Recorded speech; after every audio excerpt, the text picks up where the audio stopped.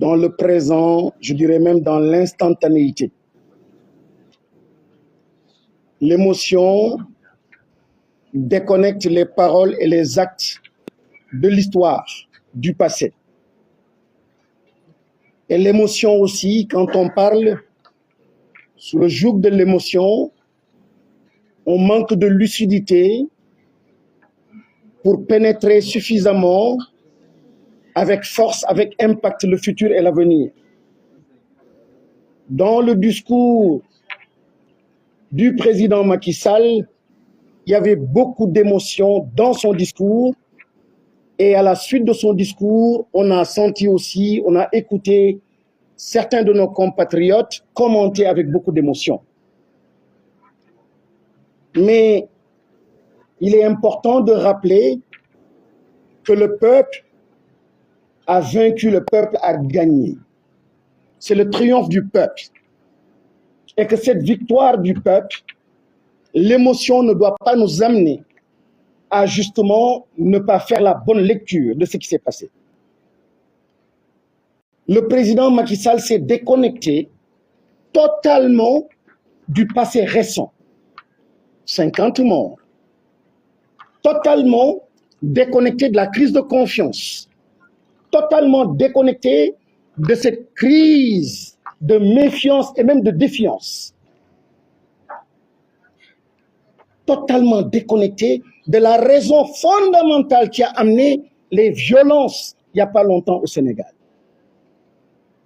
Et naturellement, son discours, on reviendra certainement là-dessus, n'a pas permis ou n'a pas offert aux Sénégalais des paroles rassurantes et des actions rassurantes. On n'en verra pas, on n'en aura pas. Les Sénégalais, le peuple sénégalais, parlait bien sûr de troisième mandat, mais les revendications étaient beaucoup plus profondes.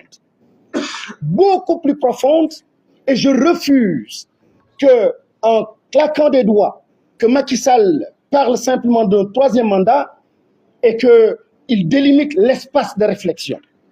Qu'il claque encore des doigts pour dire je ne suis pas candidat et que tout le monde dise il a donné la bonne réponse. Je suis désolé, le peuple ne dit pas ça. Le peuple, bien sûr, c'était un point important, pas par rapport à Macky Sall lui-même, mais par rapport à un référendum en 2016 sur 2 ou 3 mandats. Et Macky Sall a voulu justement confisquer cela.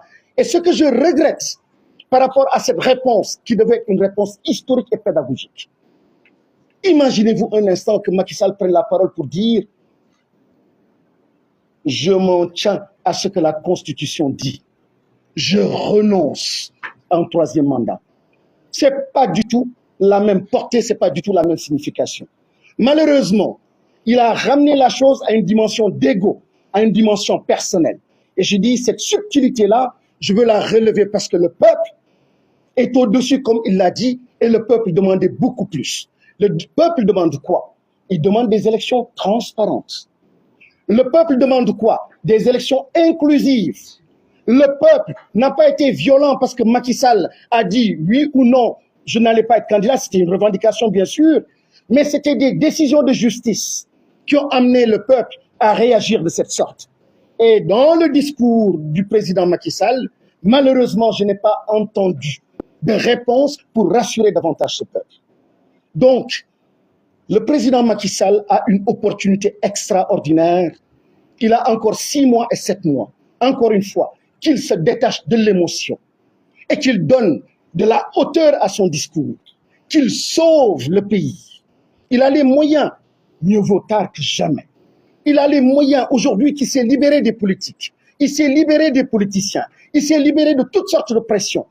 Je dis, nous l'encourageons, puisqu'il demandait donc le soutien du peuple, le peuple peut l'encourager pour prendre enfin les bonnes décisions par rapport justement à la plateforme du peuple. La plateforme, ce n'était pas uniquement Macky Sall, lui, entité personnelle, ne renoncer, n'adem, c'était beaucoup plus que cela.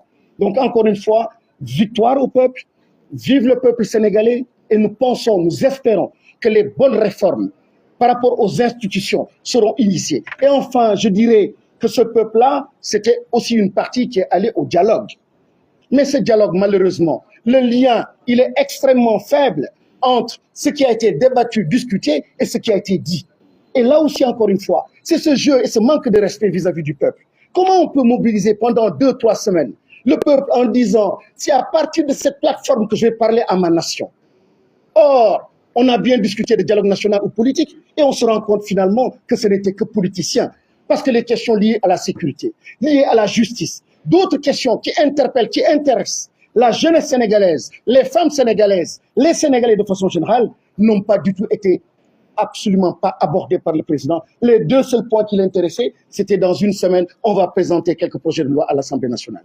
Encore une fois, 6 mois pour redevenir ce chef de l'État. 6 mois pour être le père de la nation, 6 mois pour se battre et mettre donc le pays donc sur les bons rails. Et les bons rails, c'est d'écouter et d'entendre.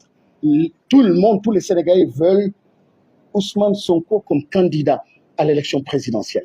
Et ça, ne pas l'entendre, c'est refuser d'aller vers des élections apaisées. Ne pas l'entendre, c'est refuser d'aller dans le sens de la paix. Ousmane Sonko de Fawara Bok. Je vous remercie. Merci bien. Monsieur le Président, Birame Souleye Diop, après Madame Maïmouna Bousso.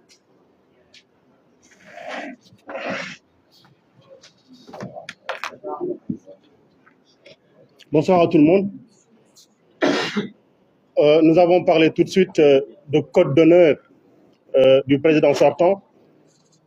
Je veux simplement dire que 44 morts après, 650 détenus après, 3 ans après, énormément de miliciens après, les FDS qui tirent sur le peuple, après tout ceci, il vient nous dire qu'il n'a plus envie d'être candidat. Mais sachez que c'est absolument faux. Il n'a pas décidé, lui, volontairement, de ne pas être candidat.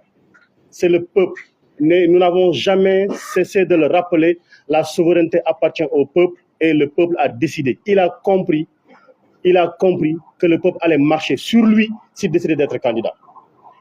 Et il a si bien compris qu'aujourd'hui, dans sa manipulation, il est en train de dire, vous là qui étiez prêts à manifester, à dire, vous serez dans la rue, vous aviez deux seules choses qui pouvaient vous mobiliser. La première chose était ma candidature, ma troisième candidature. Et la seconde chose, c'était l'interdiction de candidature à Ousmane Sonko. Aujourd'hui, vous tous qui avez comme dénominateur commun l'opposition à ma candidature, restez chez vous. J'ai décidé aujourd'hui, en me prononçant, en disant que je ne serai pas candidat, je vais marcher sur Ousmane Sonko, je marcherai sur PASTEF, je marcherai sur ses militants, je marcherai sur sa candidature, je le garderai en prison, je l'interdirai de candidater. Laissez-moi faire, laissez-moi m'occuper d'Ousmane Sonko. Voilà le message que nous avons lancé. Voilà comment il faudrait décoder le discours de Macky Sall hier. Et comment il est parvenu, on le verra parce qu'il est en train de lancer des menaces derrière, comme d'ailleurs il est coutumier des faits. Donc ce qu'il a dit hier, mais est d'une extraordinaire banalité, parce que je ne suis pas candidat, il savait très bien et pertinemment que la Constitution le lui interdisait.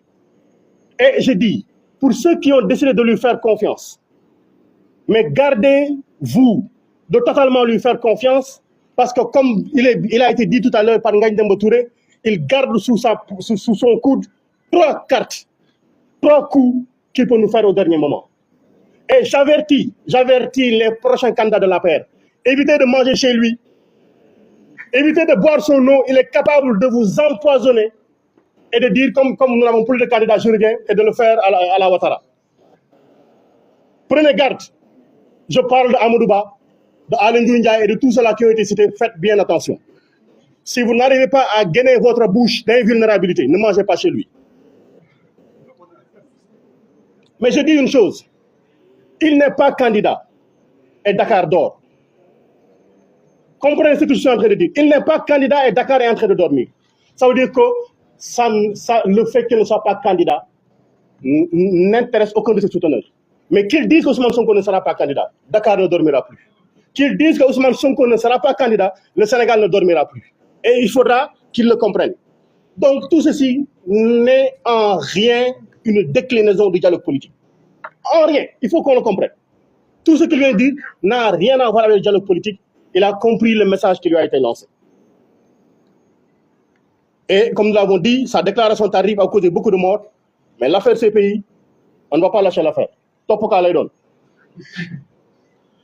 ils nous ont dit qu'il y avait des forces occultes dans ce pays-ci. La seule force occulte ici, c'est cet homme qui a voulu utiliser des forces de défense et de sécurité, accompagné de milices qui a tiré sur son peuple. Voilà la seule force occulte. Et qui aujourd'hui, parce qu'elle est tellement occulte, elle a envoyé cette force occulte, une ministre des Affaires étrangères, se rendre dans tous les pays du monde, se rendre à l'Union européenne pour nous servir un mensonge éhonté que les gens n'ont pas fait, et n'ont pas fait 30 secondes pour la démentir. Force occulte. Il a dit les forces de défense et de sécurité ont tiré. Mais voilà.